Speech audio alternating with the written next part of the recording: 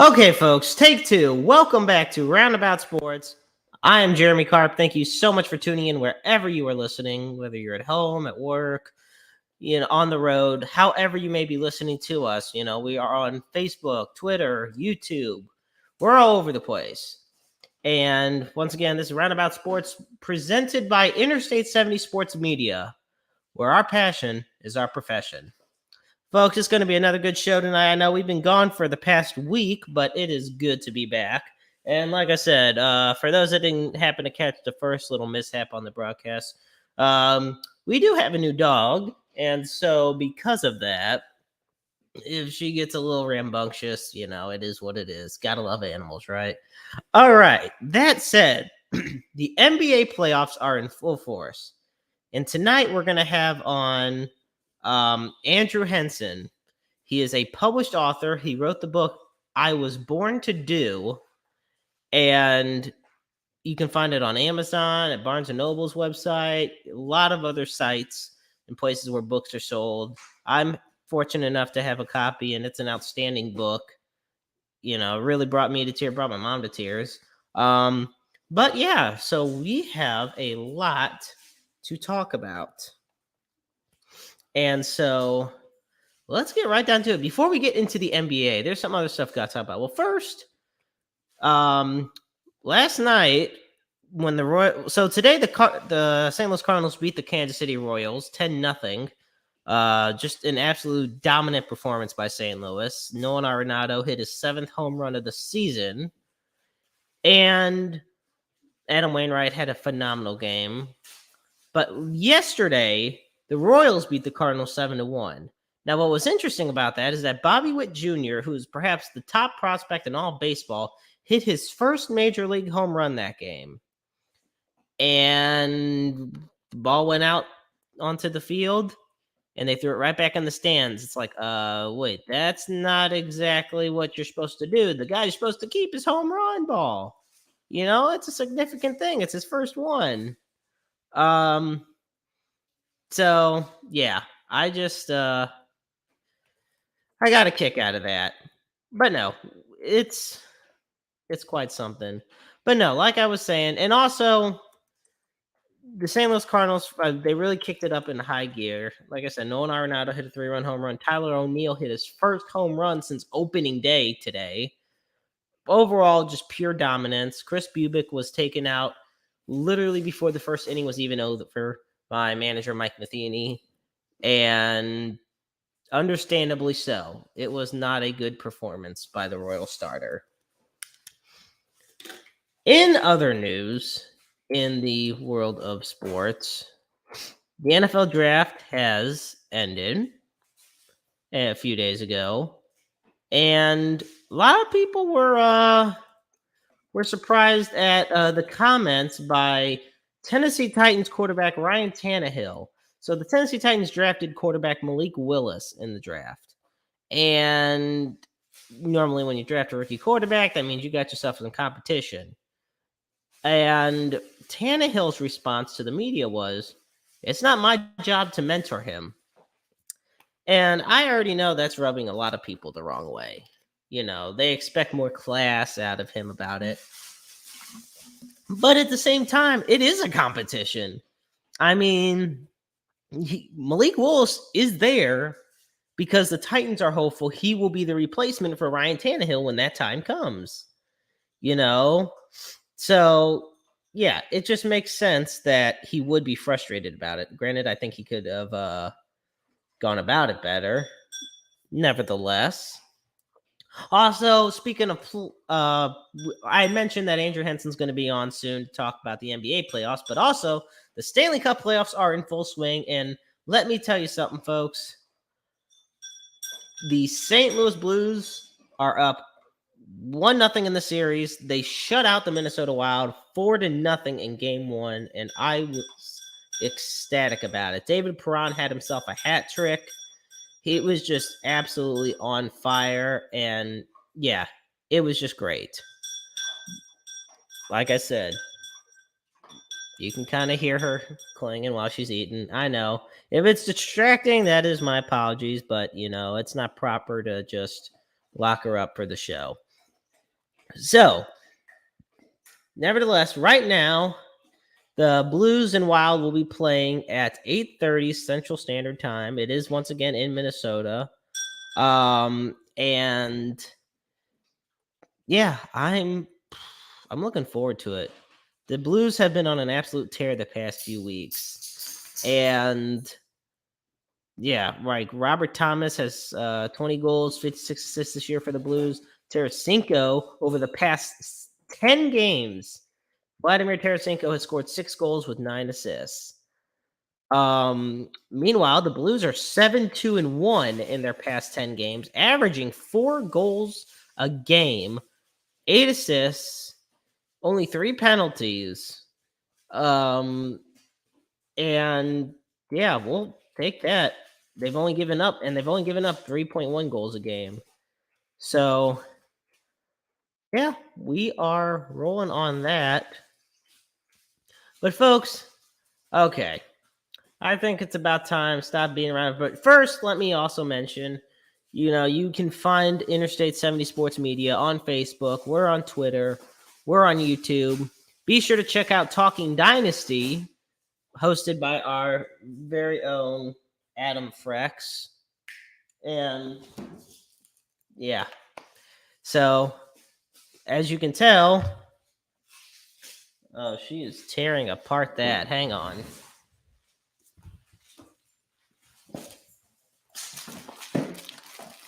So,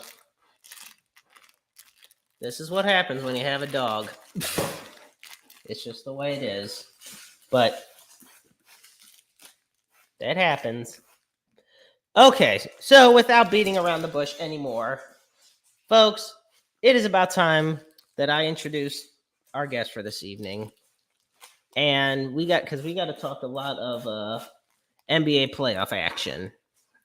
And he's a longtime friend of mine. He's a published author. And so it is my pleasure to introduce to Roundabout Sports, if I can ever get the introduction going because of this rascal down here.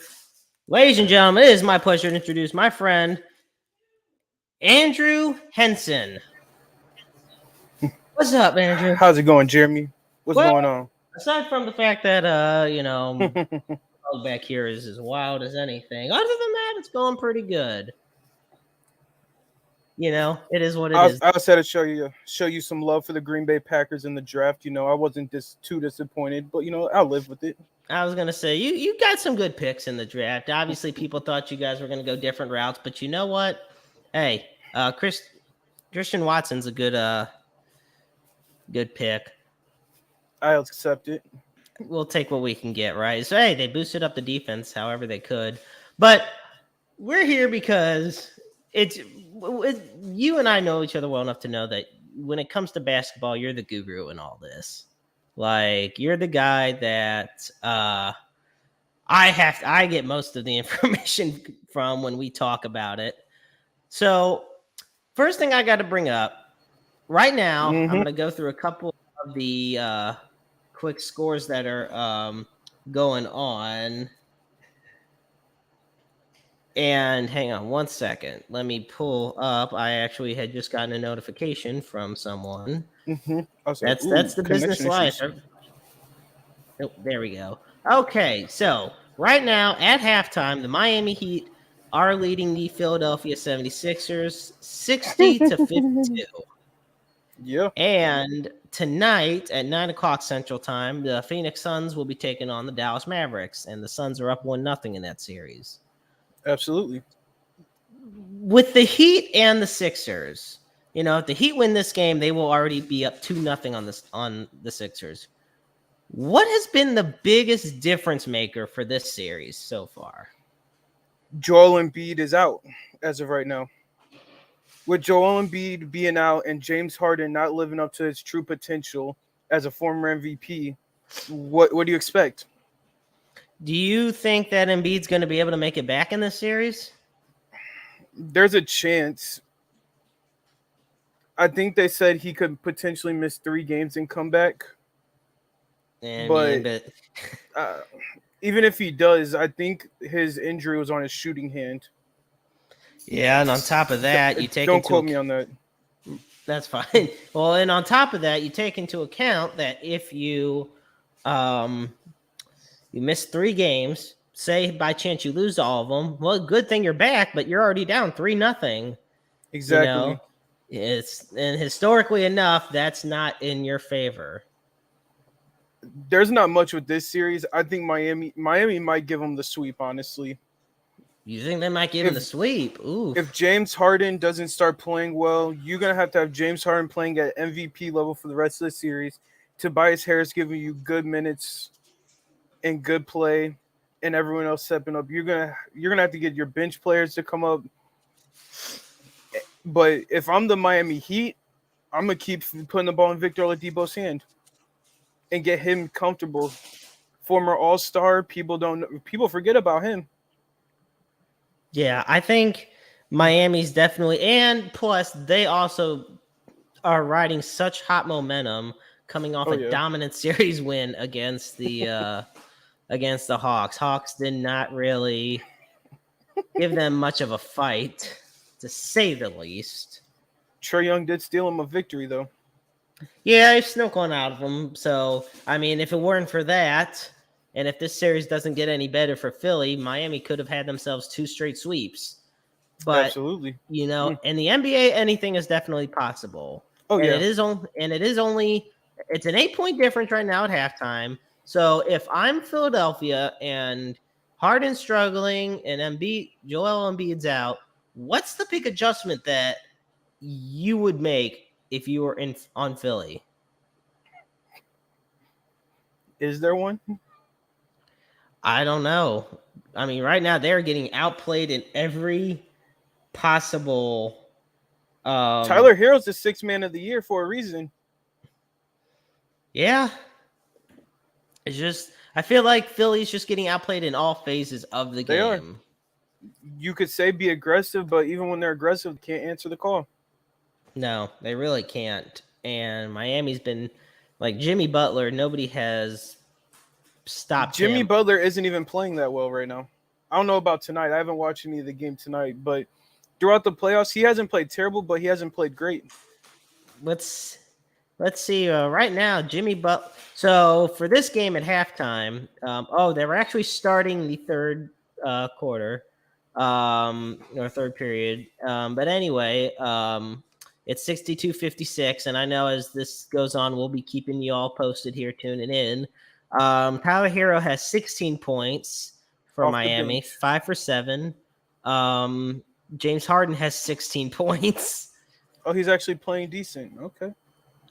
Jimmy Butler, 7 assists That on the we'll take game that. in 20 minutes, and he only has 1 turnover. Meanwhile, Andrew Harden has 3 turnovers already. See what I'm saying? He is just James Harden isn't not having a bad game. no. Hopefully, but he has to stay aggressive. Yeah. He really does. Now, while I throw this one thing away because she's absolutely torn it to shreds, give people your final predictions on what you think the series between the Heat and the Sixers is going to turn out like before we move on to the next series. 4-0 Miami. Oh. Don't worry. Hey, I'm just leaving the studio for a second, but I'm not going. Oh, okay, cool. This is like when the spotlight's on you. When you give No your problem, prediction. So Yeah. it'll But be I like think it's 30 going to be a seconds. 4-0. 4-0 sweep with Miami. I got Miami winning it. Bring the brooms out. I just don't see there's any way that without Joel Embiid there's no way without Joel Embiid that the Sixers can win a game. If Joel Embiid comes back, I still find it hard that they're going to beat Miami at all. As dominant as Joel Embiid is, I don't think there's any possible way to win.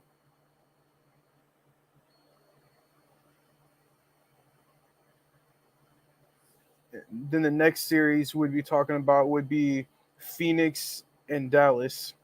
It's another interesting one right there. One that we will be talking about. And so like I said, Dallas is trailing What's in your that take? series. What do you think is going to happen with Sixers Oh, and Heat? Miami's got all the momentum. There's no reason otherwise right now. Mm-hmm. Like, it is Miami's series to lose at this Oh point. yeah. That's the way it is. Like, and obviously crazy things have happened, but at the same time, yeah, no. It's just I see this being Miami's series all the Mm-hmm. way. So but yes, on to the Suns and the Mavericks. Now, Mm. let me make it Mm. clear the Suns are up 1-0 One. in the series. Yep. 1-0. And so they won. It was a close one, honestly, though. 121 to 114 over Dallas in game It's one. crazy. Like Luka it, scored 45 points and the Mavericks still lost. yeah. But you know what? I feel like that type of thing is something we see happen far too Mm-hmm. often. Where if one player is just carrying the team, and they Mm-hmm. don't have the bright support around him, then, it's not going to turn out well. So, And even in the first round, Jalen Brunson gave you everything. Jalen Brunson was the one leading them into the second round. And Jalen Brunson, the big question is, can Jalen Brunson and Luka Doncic share the ball properly to be a good backcourt or whatever position you want to put Luka as?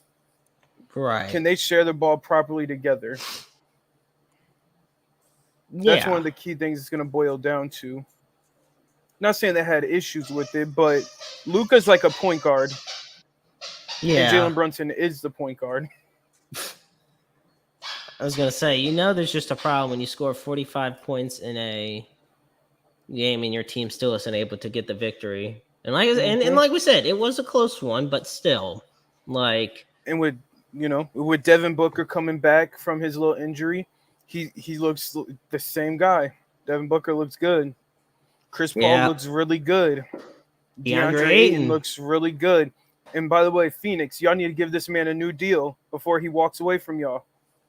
Oh yeah, you can't lose DeAndre Ayton, in my opinion. Give him what he wants. Give him a super max.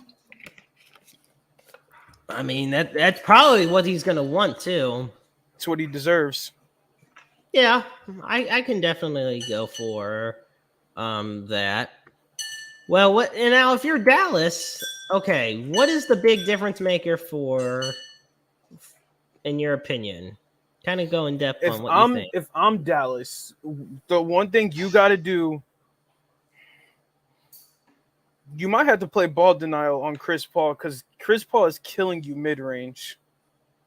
Okay. Because Dwight Powell can't really do anything with DeAndre Ayton on the glass.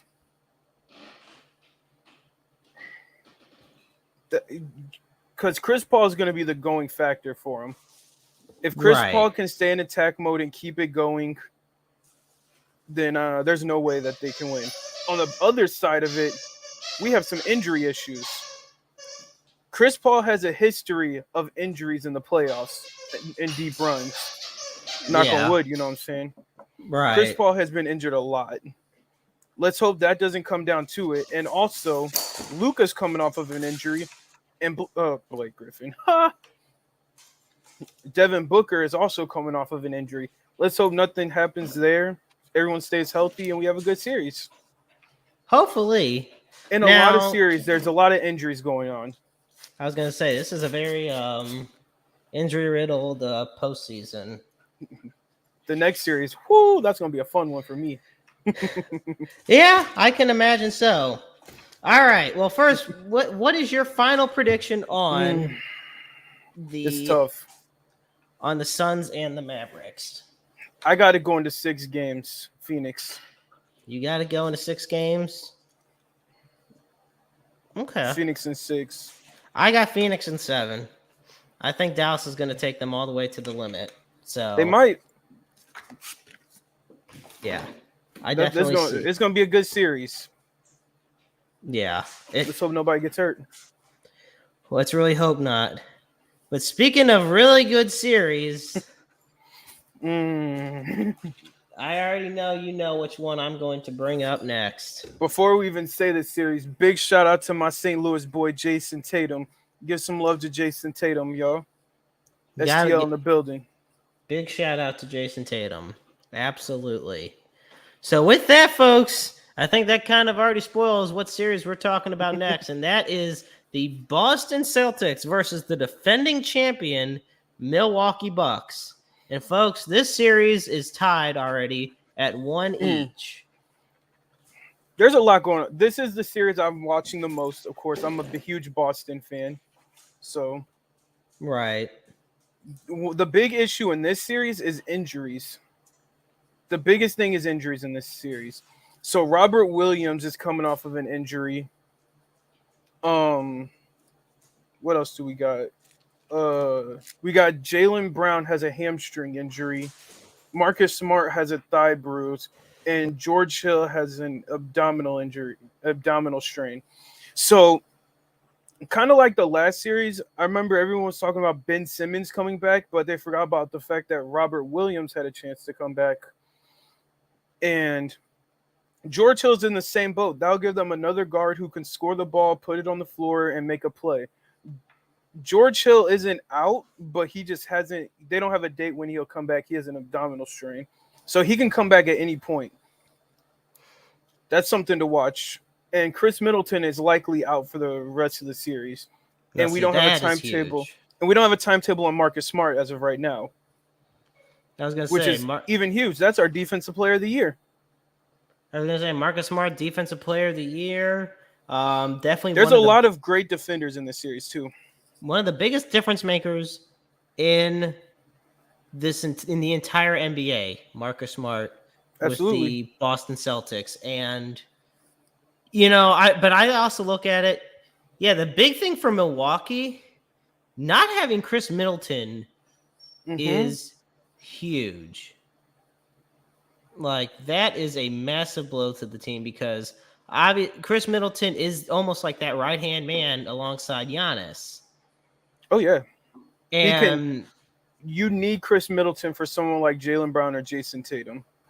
He can match right. them in scoring and he can play defense on them. Yeah. And with him out and, for the Celtics, Marcus Smart being out for however long, we don't know. It raises a lot of question marks about about how this series is going to turn out. This is definitely the most even match series. Oh, hang on. Keep going. Okay, I'll give you some of my other inputs. So, with this series, the way I see it breaking down, there's some other really important factors to it. A lot of people being out, you gotta have people step up. And for Milwaukee, their biggest person that can make a difference is Brook Lopez. Brook Lopez has to find a way to consistently expose the defense. And I don't think he's been able to.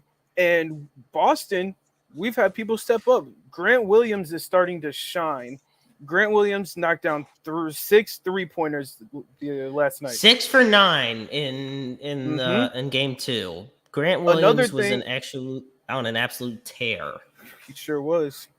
Another huge thing that people aren't realizing with this series is Boston has 3 people who got Defensive Player of the Year votes on their team. Marcus Smart, Robert Williams, and Al Horford. They all got votes for Defensive Player of the Year. And I think Giannis got some too. I'm pretty sure. Giannis did get some, but... So this is going to be a very defensive-oriented team. What it's going to come down to is who can play defense on who better and which star is going to shine the most. Is it going to be Jason Tatum that outshines Giannis, or is it Giannis that's going to outshine Tatum? Tatum has to be more consistent, and Giannis just has to do what he does best because nobody can stop him. They really can't. So, do you feel Giannis? So, which one do you feel? I know Tatum's definitely one of your favorites, and we gotta love that. We gotta represent our St. Louis guys. But is Jason Tatum able to outshine Giannis? Scoring, yes. The thing about Jason Tatum, he's become a lot better this year with his playmaking, meaning his ability to facilitate the ball. He's passing the ball a lot better right now. He's actually, I don't know, he has a lot of assists in the playoffs so far. And Well, Giannis is just dominant. we have a comment from our very own Andy Cockrell from Cardinals Off the Cuff and Interstate 70 Sports Media. He actually has brought up. Let me pull it up here. He says both teams are dependent on one guy, Tatum for the Celtics Absolutely. and Giannis for the They really Milwaukee are. Bucks. So, And I think both teams play good team basketball. yeah, they really do. The Bucks and the Celtics are just very well-oiled machines and and gel together successfully. But now this is a crucial moment because, like we said, with Middleton out for the Bucks, it's almost like an even match thing because you have a star guy out for the Bucks and then you got a star guy out for the Celtics.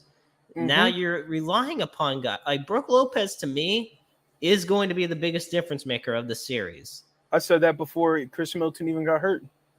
Brook Lopez to me, is because really good shooter, in my opinion. But him and Al Horford can match up very well together too. Now that I think about it. Yeah. Well, I mean, hang on. There we go. Almost ended it. We don't want that one ending. No, yeah, Al Horford, can't overlook him either. But this is definitely, to me, the most evenly matched series in the NBA playoffs right now. It's hard to watch. Yeah, it's very anxiety filled. So here comes the tough question. Who do you think is going to pull out this series? Boston in 7. I'm biased. Is it the bias of your fandom, or is it because you got honestly, legit? I'll be able to give you a better answer after the first half of Game 3. Okay. Because if the Boston Celtics keep playing how they're playing, then they could probably win in 5 or 6. They were very they got bullied in Game 1. Yeah, Game 1. Boston wants to treat Game 1 like a fluke. That's what they're hoping for. Because in reality, in Game 2, bad. They had a terrible game. Yeah, but then Game 2 came around, and Milwaukee didn't know what hit them. And the Bucks gave you what the Bucks are capable of. Boston did too. That's how the series should go out. Boston should handle Milwaukee. The way I see it, I got but we'll see. You got Boston in 7. I got Milwaukee. I'm gonna take Boston in 7. You got Boston in 7. Here, I got Milwaukee in 7. Okay. I'm telling you, I think Brook Lopez is really going to stand up, and I mean at 7'2", it's harder to stand up anymore. But he's really going to break out and just take advantage of there being no Marcus Smart. I think he's going to beat Al Horford in a matchup. If Marcus Smart's a guard. Yeah, well, that's true. But I think this is how I look at it. I think the biggest question with all this is who will the respective teams miss more? Will they miss? Marcus Smart will be missed the most. Marcus Smart will be missed more than Chris Middleton? Marcus Smart is our Dennis Rodman, our Scottie Pippen, our Draymond Green, which is who we're going to talk about next. True. And before we get to that, Andy brought up another interesting statement I want to get your opinion on. So he writes that Tatum is trying to replace Durant as an elite NBA talent. The series doesn't start until everyone has a home game. Absolutely. That's a good statement. That's a good one. Thanks for. He is trying to replace Kevin Durant. He has all the tools to do it except one thing. He doesn't have the dogging him and he doesn't have the consistency, Tatum still will go out and give you 35 and then give you 15 in a game. Once he gets that dog in him where he can score consistently, get to where he wants to be consistently, he'll be there. Okay. I mean, I we played will him in high see. school once upon a time. Yeah, we'll see how. Like I said, you got Boston in 7. I got Milwaukee in 7, and honestly, I think it's going to be the closest series of all 4 playoff series that are going on currently. But we still have one series left to cover, and we could say this is an interesting one but honestly, they're all interesting. This one is weird. This one, yeah, is just plain out there. So right now, or I'm sorry, first, before we talk about that, let me add in it is 81-68 with 3:40 to go in the third. Miami ahead of Philadelphia. So, I mean, that's already a 13-point lead. And Miami doesn't seem like they're slowing down, and Philly doesn't seem like they're speeding up. So that's kind of where we're at with that series. But yes, hang on. I think we got another. Oh, here's Andrew. You still with me? Yeah, I'm here. Okay. Your camera's okay. There you are. All right. Whoops. Hang on. All right. That was weird. Here, we got another comment from Andy, and I really want to get your opinion on this before we go to the Warriors and Grizzlies. All right. Andy writes, James Harden will never win it all. Absolutely not. James Harden isn't that guy. James Harden, I said this the other day. Actually, not the other day. I said this a while ago, and now everyone's talking about it. James Harden is one of the biggest underachievers in the history of sports. Well, maybe just history of basketball. Like, James Harden has everything, but he doesn't take care of his body. He didn't take care of his body, and now he's suffering the consequences now. Right. He can't. You see how he's playing right now. Yeah, I definitely see, and it's not well. So with that, here we go. Is James Harden above Ben Simmons? Just above Ben Simmons? I don't think that's a fair statement to make, because they play too different. They play too different. Okay. James Harden can score and facilitate the ball. Ben Simmons can facilitate and play defense, but he can't score. James Harden can't defend. So, I mean, you get what you get. Yeah. And one lacks in confidence. The other just isn't. He's just out of it. Hard to believe that James Harden is basically leaving his prime at 32 years of age. Yeah, that is very weird to process. Usually people are still well in there. But okay, with that, we are moving on to the final series that we have in the playoffs, and that is the Golden State Warriors, the number 3 seed, against the Memphis Grizzlies, the number 2 seed. And there's a lot going on in this series. And once again, this is another series that is tied up at 2 apiece. And right now, let me just say, so in game 1, Golden State won 117-116. And in game 2, Memphis just edged them out 106-101. Ja Morant is leading the series with 40 points a game, 8 rebounds, and 9 assists. He gave them that 47 piece. I mean, no biscuit, no drink, just 47 nuggets on him. Well, the thing of it is, the leading scorer on the Warriors is Jordan Poole. He's averaging 25 a game in the series so far. Yep. So what's the weirdest thing that you've gotten as a takeaway from this series? The dirty play, man. It's a dirty series. Like, it's dirty. Let's talk about the Draymond Green on Brandon Clark play first and foremost. When I first saw it, he hit him in the head, grabbed his jersey, and hit him to the ground. I thought it was going to be a flagrant one when I first saw it. Right. Flagrant 2, I understand. Okay. Now let's go to game 2. Okay. Game 2. Whoo! Dylan Brooks hit Gary Payton Jr. in his head and knocked him to the ground, and Gary Payton Jr. ends up with a fractured elbow. He's out. I don't Yeah, know if he's it's been done. confirmed, but I'm He's pretty done. sure it's confirmed. Dylan Brooks gets ejected. By the way, both players get ejected early, and both the team that the players got ejected off of ended up going on to win the game. Funny, just funny note. Draymond Interesting. gets ejected. They had to play a whole half without Draymond. They win the game. Dylan Brooks get ejected in the first quarter. They go on to win the game without Dylan Brooks. I bring up all the time about Draymond's style of play, and I always love to kid about considering him a dirty player. But honestly, what is your Sometimes. thoughts on the on how Draymond Green's playing style? What's the best way to describe it?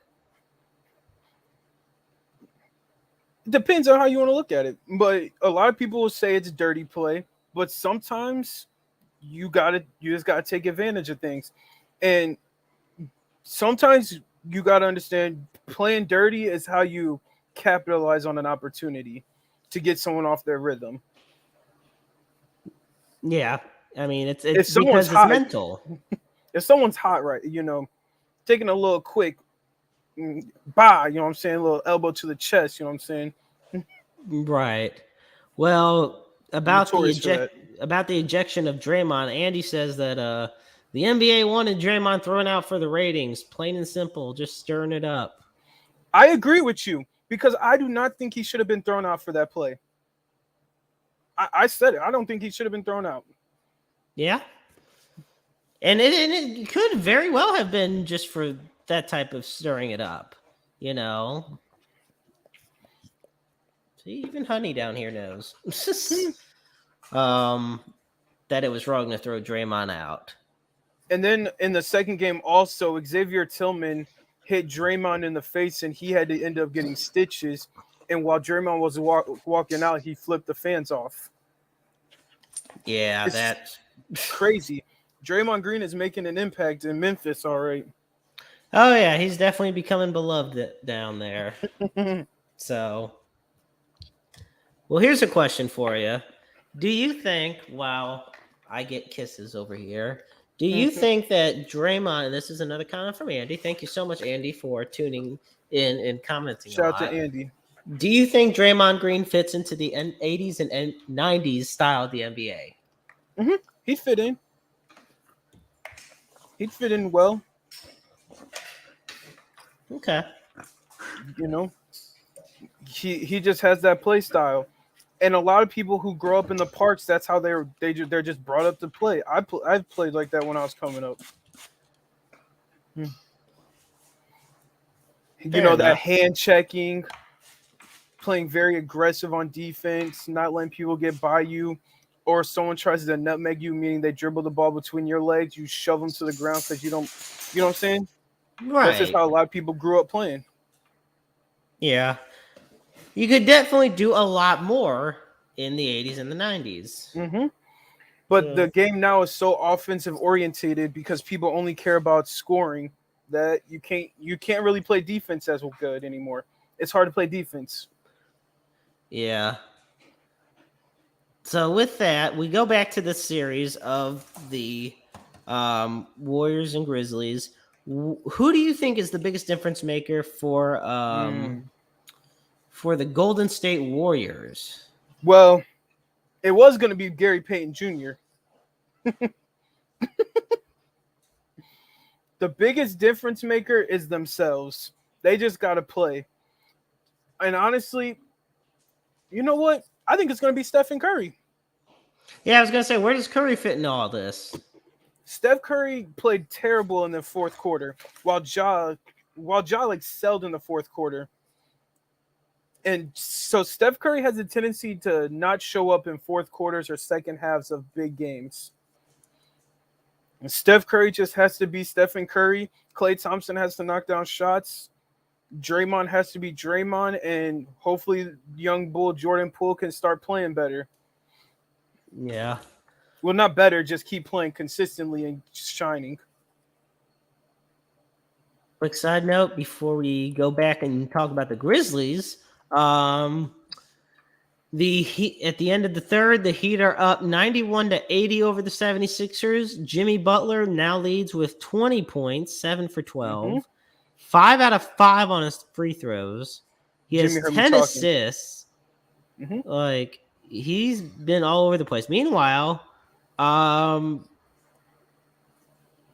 for the 76ers, Tyrese Maxey is the one leading Philly in scoring with 24 points. But he's only 9 for 17 out of the off-field goals. And 5 for James 7 Harden on free scored throws. 5. Yeah. Right now, and Tyler Hero's leading for Miami with 6 rebounds. So Miami's really taking it to him. And yeah, there's still a full quarter to go, but at the same time, Philly's only got 3 timeouts left. One of the biggest X factors for Miami, one of the biggest accusations for Miami was PJ Tucker. Yeah. But back to Memphis. Okay. So we all know about Ja Morant, one of the best young guys in the NBA. Who else is a big difference maker, though, on this Memphis team? Their role players are phenomenal.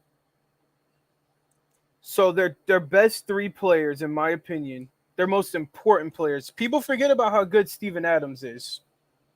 Yeah. Steven Adams is a very good underrated center. But let's not forget about the young bull. How do I forget his name like that? Dylan Brooks. We can first talk about Dylan Brooks. Yeah. So Dylan Brooks is amazing. You know, he has a long future. He can hit spot up threes. He can play defense. He has the full package. Unfortunately, he got ejected in the 3 minutes of the game. You know. Yeah. But the player that nobody's talking about is Desmond Bane. That's who I'm thinking of. Desmond Bane. Well, it's good you brought that up because Andy even said Bane and Clark can fill the bucket. There it is. And Brandon Clark, he's aggressive on the glass. He might be a little smaller, but he can attack the glass offensively and defensively, and he can make buckets. But Desmond Bane, his ability to shoot the ball, he's only going to get better. I was going to say, he's definitely been a big piece of this. And he's only 23 years old. He's younger than me. He's a 2020 first-round pick. That's crazy to think he's younger than us. But yeah, the young guys just got to keep producing. Well, here's one for you. Here's another thing. We go back quickly before we go back to Memphis about Draymond and about all the dirty stuff and everything. Well, Andy, once again, and for those who don't know, you can check out Andy Cockerell's work with Interstate 70 Sports Media with Cardinals Off the Cuff. You can find it on YouTube, on Facebook, on Twitter. Andy's all over the place. One hell of a writer and one hell of a guy. With that, he had mentioned how if you don't have the jumper, you got to do all the dirty stuff. Draymond excels at that. Absolutely. If you can't score, you got to do everything else. Yeah. So you got to play defense. You got to rebound. You got to facilitate. You got to be able to do if you're not good at one thing, you got to do other things. Right. Because if you can just shoot the ball, you'll make it in the NBA. We can go back to Miami real quick. Talking Yeah. about a jump shot. When Duncan Robinson became a starter, the only thing he had was a jump shot. My golly, was it a good jump shot? But he had a jump shot, Yeah. a catch and shoot. That's all he really did was catch and shoot the ball. Now he's better. He's developed a little bit. But that's all he could do was shoot. So he didn't have to do anything else. He was getting cooked on defense. Right. And honestly, right now Golden State's outplaying Memphis when it comes to rebounds and assists. I mean, they average 29 assists a game as opposed to 21 for Memphis. And Because Ja then, Morant's playing ISO ball. yeah. Ooh, here is a debate question for you. And this involves John Morant. And he brings up, who has the better supporting cast? Memphis to John Morant or Boston to Jason Tatum? He feels John Morant has more around him. Ja Morant definitely has more around him. But at the same time, who has better players around him? I would say Jason Tatum. Okay. Because Jason Tatum has players who have more experience. He's been in the system longer. Him and Jaylen Brown have grown together. Marcus Smart is a proven leader on the floor. Even though Marcus Smart didn't play, Marcus Smart was overcoached leading how to play defensive plays. Right. And yeah,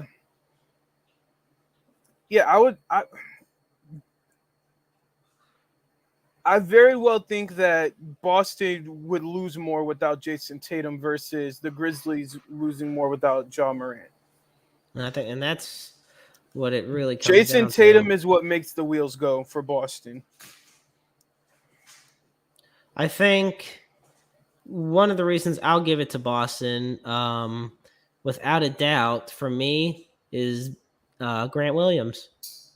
Grant Williams, to me, is a phenomenal young stud who is able to get separation and make the far three-pointers. His defense is turning up. Yeah, and his defense is turning up. And just overall, Williams is a big difference maker. So yeah, that's just one of those questions where it's like, okay, are the second, third, and fourth best guys on one team better than the second, third, and fourth best guys on the other? That's what it comes down to. And to me, give me guys like Horford, Smart, and Williams over guys That's crazy. on. You didn't even say Jaylen Brown. That's crazy. That's the thing. I don't need to. That just shows.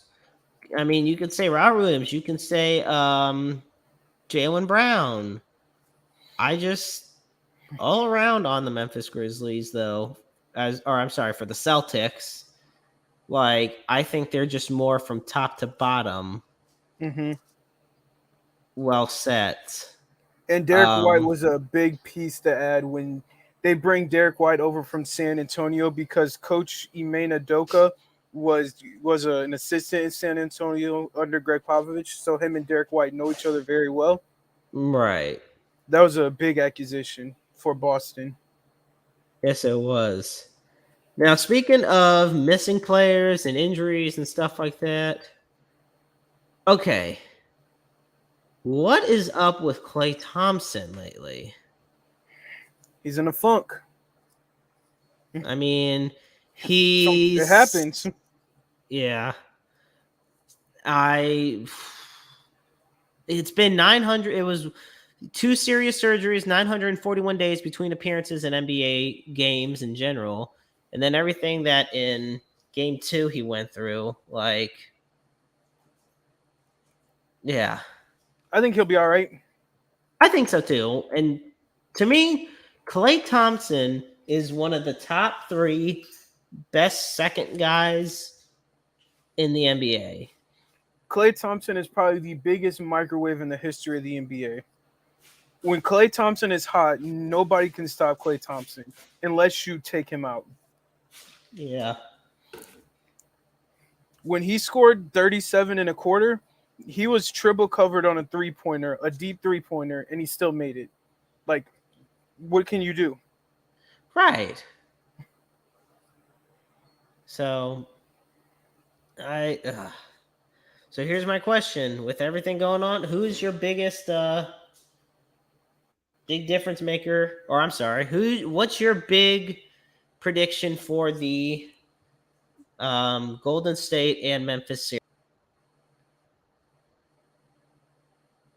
Uh-oh. Uh-oh. Still hear me? No, I hear you now. I was just going to say, I backed out of the stream to kind of give you the floor with it.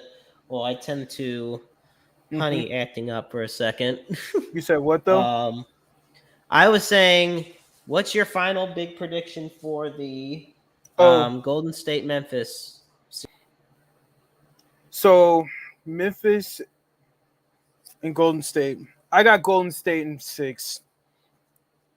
I think Memphis is going to shake one more out, but I don't think they can beat Golden State. Because Ja Morant's not going to keep this up.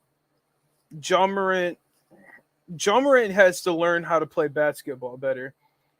Everyone's going to say Ja Morant is such a great player, but he's going to be the next Derrick Rose if he doesn't change his ways.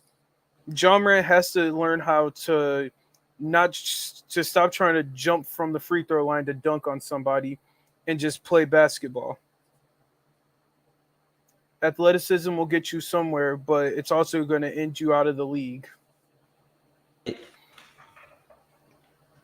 But ultimately, I think Golden State has the playoff experience, the championship experience, and I don't think you're going to keep Clay, Steph, and Draymond down for too long. I got Golden State in 6. Honestly, I'm going one better. I'm going Golden State in 5. That's not a bad one either. I think, and it does once again come down to this whole experience thing. You cannot find 3 more playoff experienced guys like Stephon Curry, Klay Thompson, and Draymond Green. Like, these guys have been there, done that for pretty much their whole careers. Mm-hmm. They've been there. They've been there, and yeah, I just think that that experience, don't get me wrong, Memphis is extremely talented, but I think at the end of the day, the experience is going to beat the. Yeah, I agree. I just don't think there's a possible way that they can lose.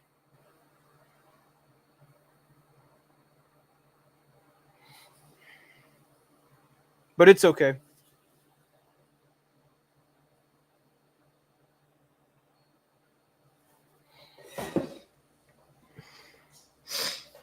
Yeah. Well, so with that, we're gonna finish with talk. Well, right now it's 7 with 8 minutes to go in the fourth. It's 94-84.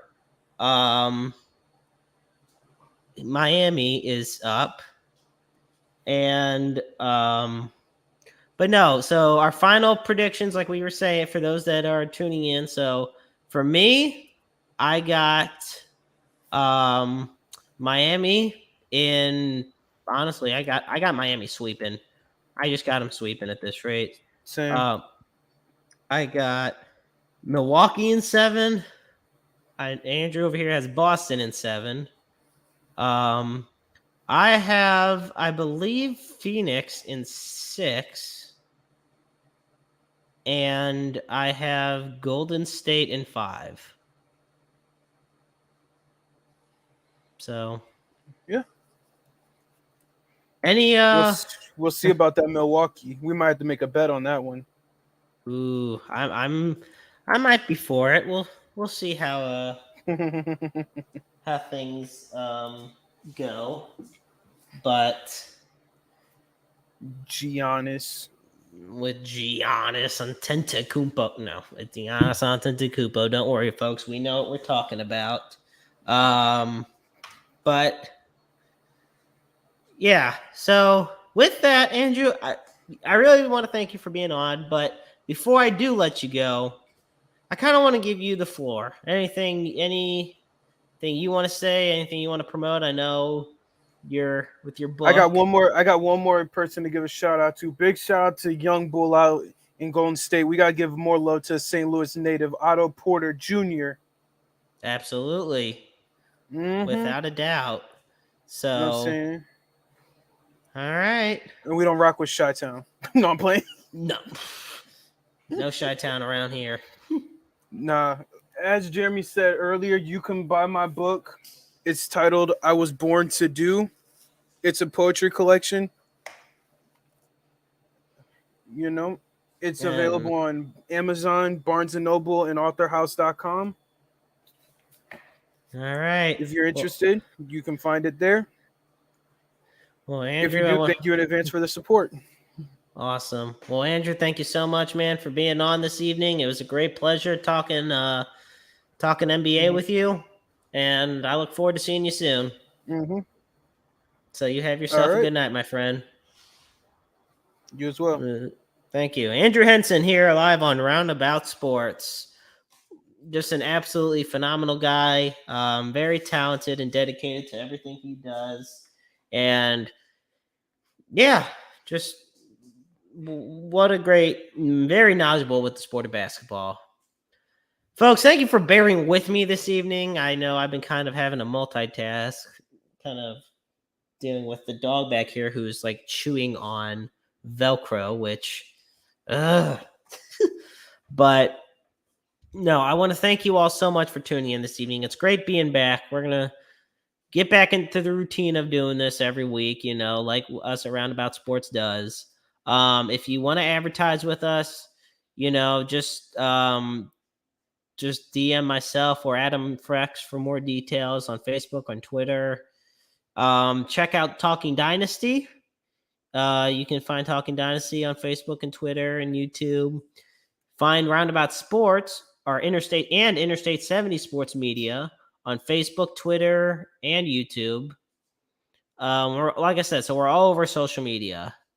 And with that, folks, we're going to close it. But obviously, before I go, I got to say, we're going to put at the bottom of the screen the suicide awareness hotline.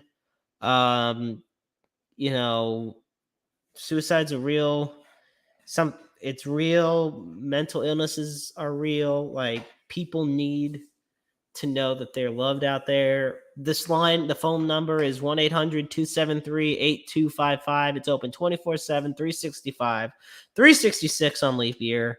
Mental health is important. It's always a priority. And understand that you're never alone. You're always loved. Someone out there always loves you. And I just thank you all so much for tuning in. And I look forward to talking with you guys again soon and being on doing what I love. So until then, ladies and gentlemen, always remember, life is a book full of empty pages just waiting to be written in. Make your lives worth reading. This is Jeremy Karp saying goodnight.